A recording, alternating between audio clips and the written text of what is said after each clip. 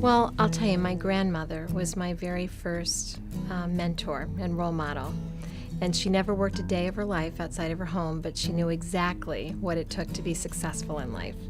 And she taught me that relationships are everything. And really, the reason we're here is to give back to our communities and to create goodwill and happiness with the people that we work with and we live with and we play with. And so I try to do that. I like to think that a lot of my success in my career has been because of the relationships that I've developed and worked very hard to maintain.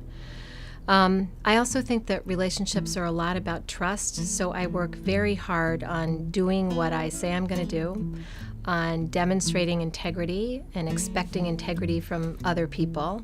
It's kind of a simple formula. You know, if you tell the truth and you're open and you're honest and you're free with praise and you're open to collaboration, people like working with you and being with you and vice versa. So it's my golden rule, if you will, is to always try to create trusting, meaningful relationships.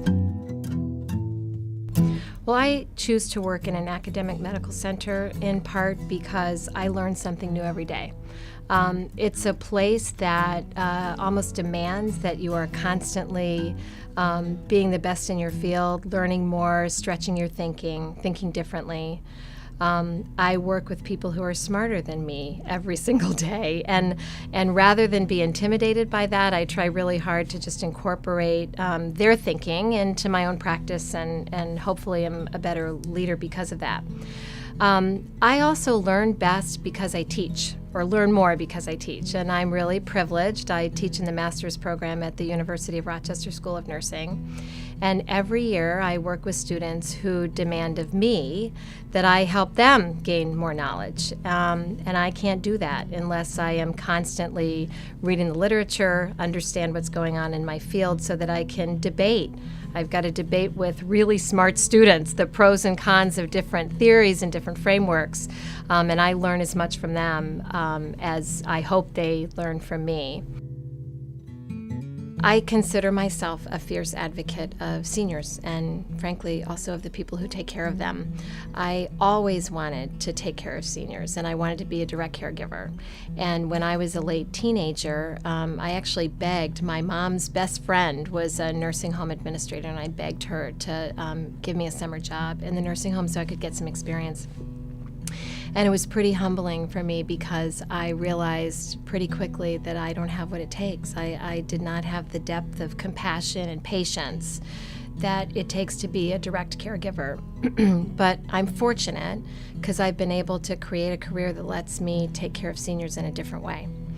And I would say today I am as much of an advocate for their caregivers as I am for seniors themselves.